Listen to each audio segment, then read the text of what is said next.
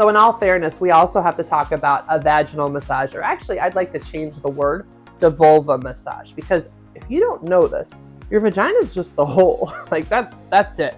Your vulva is actually the part that is pleasurable.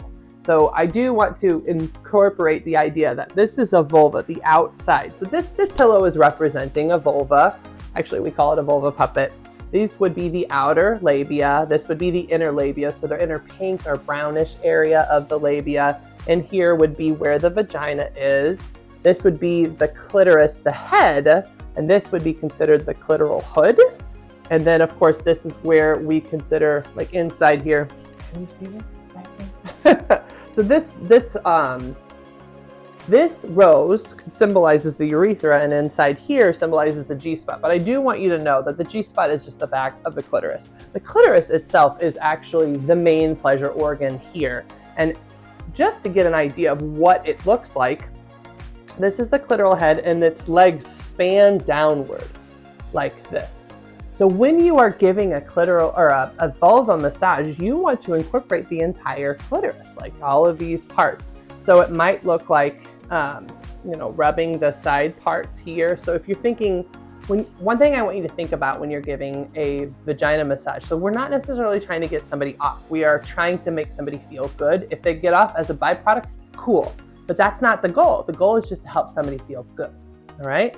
So you might start with the outer labia, because if you start too high in intensity of touch, like this clitoris has thousands of nerve endings. So if you go straight for here, you might actually shut the clitoris off actually entirely. Like it's like, what are you doing? I don't like you. Boom, shuts down. So you have to build to that level of intensity, and it might start with touching here on the outsides and then kind of like rubbing down here. So just like I think of a penis as having shoulders, I think of a clitoris as having shoulders here, because this is like her head. Then back here over the hood is where our shoulders are. So if you're just kind of doing a little rub with the hood, just like shoulders, see? Rub up here. This part actually goes back here and spans with legs, and then the legs are down here. So in the same way I've talked about like different ways for you to touch, check out my other videos for that, by the way.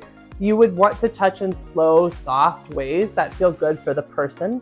You want to talk to your vulva owner, whoever that person is, about like what's feeling good for them. So for example, if you're touching in long, soft strokes and that's kind of a little too intense, then you might move towards this. You might do a whole hand stroke. So this is the other thing. It feels so soothing and grounding to just put a whole hand here across that pubis mons, like that whole area, and just put some pressure. So that can be the first way you touch a partner, is giving a full hand touch and then kind of rubbing around. That's why sometimes when people get felt up, like over the pants, for example, I don't know if you remember when you were a teenager, but that was a common thing we used to do. It felt good because you didn't have all the details of the vulva. You kind of had this whole touch, and that whole area, this whole area feels very good. And so you can start that touch with a whole hand touch, just kind of stroking like you're petting a pussy. Let's be honest, right? Like a whole hand touch, and then get into the detail work, and then finger into the pubic hair if it's there. And if there's not pubic hair, then it can look like you can even massage this way, like down the lips, for example. Like think of just like if you're giving a little shoulder massage, you're kind of doing little rolls. You can do little circles. You could obviously use your tongue too, but I'm only talking about hands. If you want to make it a little more slippery, you can add a lube or a lotion. If you use a lotion though, do not get it anywhere near the urethra or the vagina. A lotion can be on the outside, but it cannot be on these pink or brownish inner lips. It cannot, because it is not water-based. But you can get away with anything that has skin, this kind of skin. You see my skin, right? So you can have lotion on skin and it not cause harm, but that's only if you're giving just a vaginal massage, like just the outside vulva. So if you want to add a little liquid, or if you want to be safe, just use lube, water-based. So, and then with the water-based lube, then you can kind of do long strokes here. You can do circles. And again, think of long strokes and being on the outside, actually. Don't even worry about penetration, because this is meant to be just, I want you to feel good.